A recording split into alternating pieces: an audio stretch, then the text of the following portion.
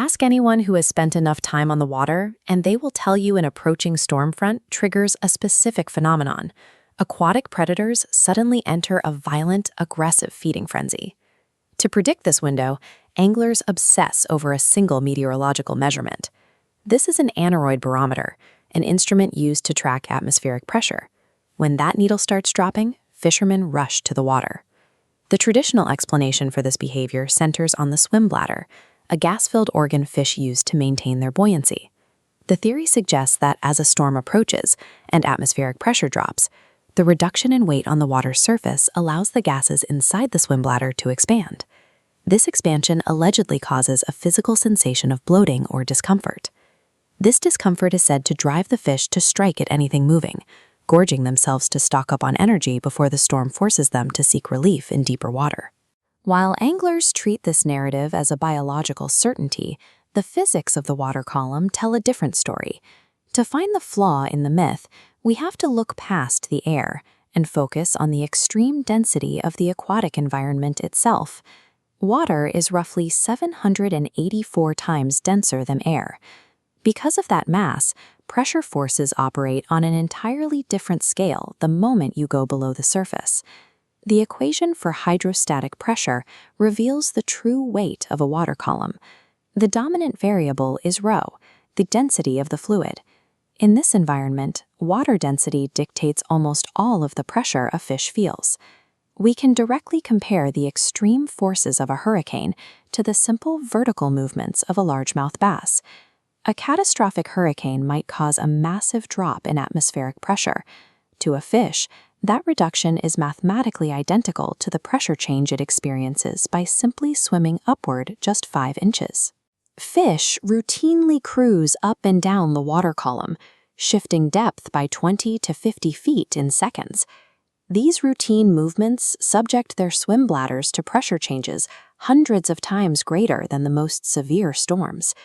Since atmospheric pressure shifts are biologically imperceptible underwater, we must look at the other environmental changes a storm brings to find the real trigger. The actual catalyst for the feeding frenzy is the rapid, systemic elimination of light. As thick, low-pressure clouds roll in, they block volumetric sunrays. This prematurely plunges the shallow water into darkness hours before natural twilight. Simultaneously, the drop in atmospheric pressure causes dissolved gases to nucleate into billions of microbubbles. These bubbles remain suspended throughout the water column. This diagram illustrates aquatic light scattering. The thick arrow on the left represents the incoming light entering a volume of water.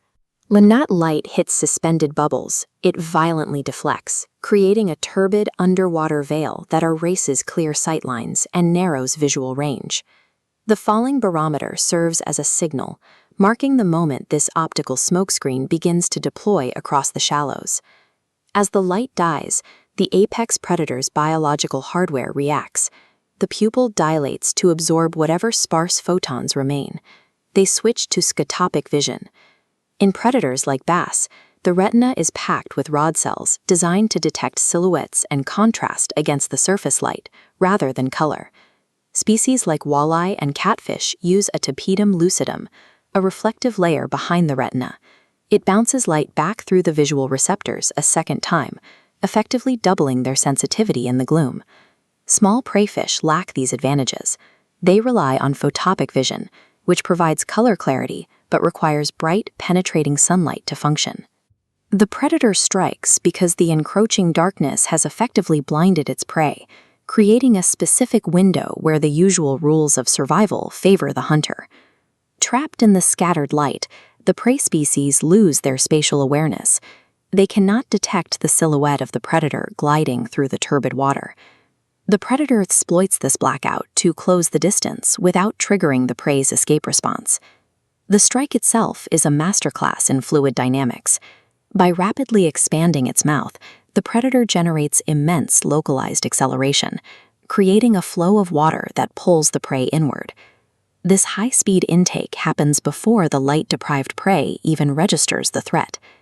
The falling barometer signals the dimming of the lights in an aquatic arena. In this environment, survival is dictated by the physics of light